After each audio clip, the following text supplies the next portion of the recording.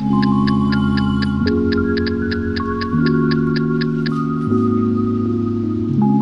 की जाती है, उसके बाद बॉडी के अंदर बहुत ज़्यादा पॉजिटिव चेंज पैदा होती है। अस्सलामुअलैकुम, नमस्ते, सत श्री अकाल। उम्मीद है आप खैरियत से होंगे। मैं हूं अरसलान मंजूर खान, MBBS फर्स्ट ईयर का स्टूडेंट GMC बारामूला में। तो आज सुबह सुबह मेरा प्लान बना श्रीनगर जाने का। वहाँ पे मुझे ऑर्थोडोंटिक्स के पास थोड़ा सा काम था और वहाँ जब मैं गया तो मैं बहुत जल्दी फ्री हो गया था। फ्री होने के बाद मैं आ ही रहा था रास्ते में कि मेरी नज़र गई यूनानी हॉस्टल जो हमारा शालटेंग में है। तो मुझे याद हुआ, रिमाइंड पड़ा कि भाई लास्ट टाइम जब मुझे एक्ने थे फेस पे तो आई ट्राइड हिजामा। यहाँ पे मैंने 2 कप्स लगवाए थे हिजामा के। जो नहीं जानते हिजामा क्या है, it's kind of wet cupping. तो उसमें मैंने 2 यहाँ पे लगाए थे एंड उसके बाद मेरे जो एक्ने वुल्गैरिस वो कम हो गए थे काफी ज्यादा।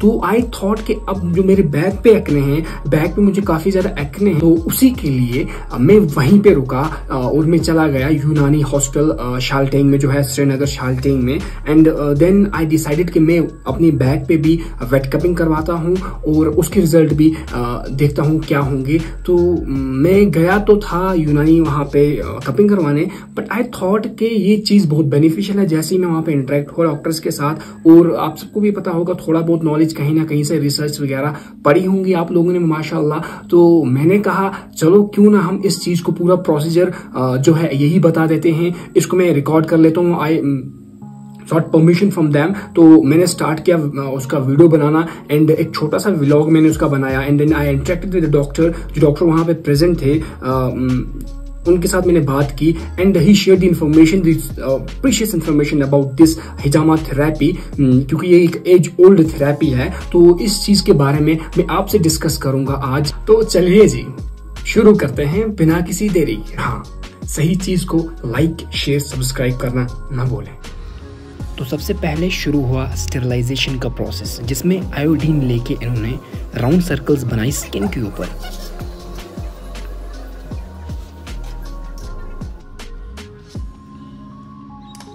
उसके बाद जी बारी आई हमारी ड्राई कपिंग की। इसमें इन्होंने जो ड्राई कपिंग कप्स थे उनको लगाया और सक्शन क्रिएट। ड्राई कप्स को वहां पे लगाने के बाद इन्होंने 2 से 3 मिनट का वेट किया। जैसे कि आप देख सकते हैं कि यहाँ पे जो कपिंग की वजह से इन्फ्लेमेशंस आई है, वहाँ पे बल्बी स्ट्रक्चर्स बन गए हैं। वो हमारे स्किन के हैं, हमारे जो टिश्यूज अंडरलाइंग टिश्यू उनके स्ट्रक्चर्स बन गए हैं, वो सक्शन से बाहर आए हुए हैं। अब इसके बाद इनका जो काम है वो है इनको ड्राई कप्स के प्रेशर को रिलीज करना और असली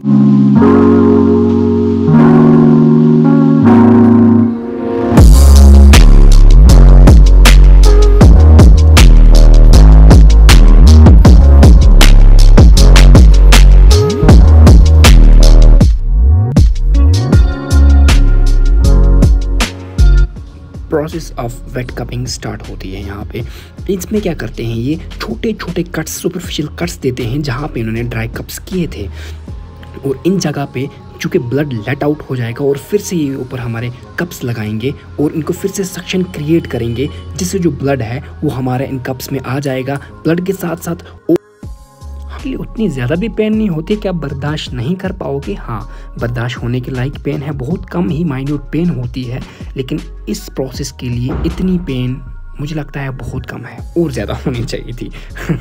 जस्ट किडिंग।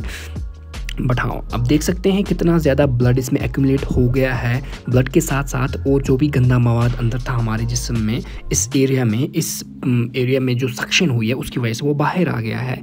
लिम्फेटिक ड्रेनेज है हमारा, और हमारा डस्ट पार्टिकल्स, जो भी सेल हमारे वेस्ट मटेरियल प्रोड्यूस कर रहे थे इस एरिया में, वो बाहर आ गए, अलॉन्ग विद जो हमारा वहाँ पे सेबेशियस मटेरियल था वो भी आ गया है, जिसकी ऑयल जो था मेरे जो बैक में बहुत ज़्यादा, वो भी बाहर आया है इसके साथ, जिससे वहाँ पे ड्राइनेस हो जाएगी, ऑयली स्किन मेरी कम हो जाएगा उसमें ऑयल, और उसकी वजह से इनडायरेक्टली हम एक्ने को प्रिवेंट कर सकते हैं। ये मैंने पर्सनल एक्सपीरियंस किया। आई डोंट नो इसके ऊपर कोई रिसर्च वगैरह भी हुई हो, बट मैंने पर्सनल एक्सपीरियंस किया। एज मैं ऑलरेडी मेरे एक्ने प्रोन था मेरा फेस 2 years बैक, तो मैंने फेस पे 2 कप्स करवाए थे लास्ट ईयर, और जिनका मुझे बहुत ज़्यादा बेनिफिट हुआ कि उसके बाद मुझे एक्ने होना बंद हो गए and my forehead is clear now, no acne उसके बाद मेरे पूरे फेस पे नहीं हुए। अलबत्ता बैक पे मैंने नहीं करवाया था, सो आई डिसाइडेड कि नहीं, इस बार मैं ट्राई करके ही आता हूँ, कुछ करता हूँ इसके बारे में। तो मैंने प्लान किया ये चीज़ करने का, तो देखते हैं रिजल्ट क्या आता है, and result will be shared with you guys जैसे इसका रिजल्ट अच्छा आता है। और तो आई होप इंशाल्लाह सही होगा सब कुछ।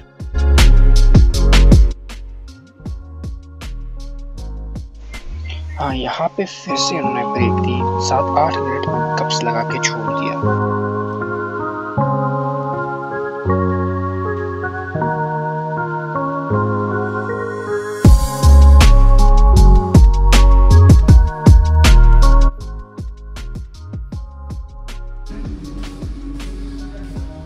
Now the technician is going to check कि यहाँ पे क्लम्प बना है, क्या हुआ है, हमारा ये रेडी है या नहीं है, इसमें पुल आउट कर सकता हूँ या नहीं। तो पुल आउट का प्रोसेस ऐसे स्टार्ट होता है कि take some amount of cotton और उसके अराउंड रैप आउट कर लेते हैं, उसके बाद इसको प्रेशर रिलीज़ कराने के लिए ऊपर से दबाते हैं और फिर वो बाहर निकालते हैं, जो ये मटेरियल है नीचे ना गिरे।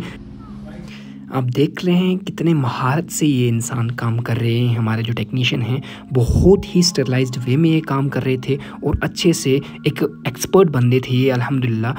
तो इन्होंने ये अपना काम किया और उसके बाद आप देख रहे हैं कि यहाँ पे कुछ दाग रहे। हाँ, ज़रूर ये दाग 2, 3, 4 दिन आपके स्किन पे रहेंगे, बट ये विद टाइम ख़त्म हो जाएंगे क्योंकि यहाँ पे वॉन्स क्रिएट ये किए गए थे। तो इस पर इन्होंने फिर से हमारे ऊपर आयोडीन इस्तेमाल। तो इस वक्त हम जुड़ चुके हैं डॉक्टर एजाज साहब के साथ। वो हमें बताएंगे अपार्ट फ्रॉम जिस चीज़ के लिए मैं आया था यहाँ हिजामा करवाने के, और क्या बेनिफिट्स हैं हिजामा करवाने के। तो प्लीज़ डॉक्टर साहब आप बताएंगे। देखिए, जो हिजामा है ये एक ग्रैंड ओल्ड थेरेपी जो है, मेंशन सबसे ग्रैंड ओल्ड बुक जो है मेडिसिन की, that has been written 1550 BC, तो उसके अंदर इसका मेंशन किया हुआ है। और पुराने जो अजीबा थे, हकीम लोग थे, इसको बहुत पसंद करते थे इसके बेनिफिट्स की वजह से। बिकॉज जब ये थेरेपी की जाती है उसके बाद बॉडी के अंदर बहुत ज़्यादा पॉजिटिव चेंज पैदा हो जाती है। चूँकि हमारे नबी अलैहिस्सलाम ने खुद आप सल्लल्लाहु अलैहि वसल्लम ने हिजामा कराया है और आप सल्लल्लाहु अलैहि वसल्लम ने उम्मत को हिजामा कराने की तरगीब दी है। यहाँ तक कि आप सल्लल्लाहु अलैहि वसल्लम हज पे थे और ihram की हालत में आप सल्लल्लाहु अलैहि वसल्लम ने हिजामा कराया है। आप सल्लल्लाहु अलैहि वसल्लम को सर मुबारक में दर्द हुआ तो आप सल्लल्लाहु अलैहि वसल्लम ने हिजामा कराया। मुख्तलिफ मौके पर आप सल्लल्लाहु अलैहि वसल्लम ने हिजामा किया भी है और उम्मत को तरगीब भी दी है। चूँकि आज का दौर रिसर्च का दौर है, तो रिसर्च हुई है कपिंग पे, भाई इससे क्या फ़ायदे होते हैं। तो पता ये चला कि ये एक बहुत बड़ा बूस्ट होता है इम्यूनिटी बूस्ट। हाँ, बॉडी जो है इम्यून सेल्स जो है मैन्युफैक्चर करती है, क्योंकि ब्लड लेटिंग होती है, खून निकलता है। Blood letting is always beneficial. अगर किसी भी सूरत से इंसान की जिसम से खून निकलता है कंट्रोल्ड जो है मैनर में, ये नहीं कि ब्लड लेट हो जाए, ज़्यादा ज़ाया हो जाए तो उसके दौर में फिर वो उसके वारिजात हैं। लेकिन चूंकि कंट्रोल्ड मैनर में अगर इसको लेट किया जाए तो फ्रेश आरबीसीज जो है वो बनना शुरू हो जाती हैं। और ये सिर्फ आरबीसीज नहीं बनती हैं, उसके बाद जो है डब्ल्यूबीसीज होती हैं और जो है हाँ ल्यूकोपोसिस होता है, मतलब जो है बोन मैरो के अंदर जो है नई सेल्स की डेवलपमेंट होती है, वो सर्कुलेशन में आती हैं जिनकी वजह से फर्क। और साथ में इसकी ये भी होता है कि जो लिम्फेटिक्स होती है बॉडी में लिम्फेटिक्स होता है, वो लिम्फेटिक जो होता है वो स्टेसिस पे होता है, उसके लिए कोई पंप नहीं होता। जब ये कपिंग की जाती है तो वो भी एक्टिवेट हो जाता है, उसका सक्शन हो जाता है, वो बॉडी से बाहर निकलता है, जिसकी वजह से। और साथ में एक और इसका जो बेनिफिट है, ये एक कंट्रोल्ड इन्फ्लेमेटरी प्रोसेस है। This is the development of controlled inflammatory process. मतलब कंट्रोल जैसे जो इंसिडेंट दिए जाते हैं, अल्लाह के नबी सल्लल्लाहु अलैहि वसल्लम ने खुसूसन इसके लिए फरमाया कि हिजामा के नश्तरों में शिफा है। चूंकि देखा ये गया, आप जानते होंगे चाइनीज थेरेपी एक एक्यूपंक्चर होती है, एक्यूपंक्चर जिसके अंदर वो नीडल्स का इस्तेमाल करते हैं पर्टिकुलर पॉइंट्स पे टू एक्टिवेट जो है body immune systems and to elevate different disease processes, to elevate some pain processes and all that. तो इसके अंदर भी इस तरह का प्रोसेस है और this is very stronger than the acupuncture, जो चाइनीज एक्यूपंक्चर ये पर्टिकुलर एरिया में किया जाता है। वहाँ पे इन्फ्लेमेटरी प्रोसेस, तो उससे हार्मोन्स रिलीज हो जाते हैं, साइटोकिन्स, इंटरल्यूकिन्स, डिफरेंट हार्मोन जो इन्फ्लेमेटरी प्रोसेस में वहाँ उस जगह पर आ जाते हैं।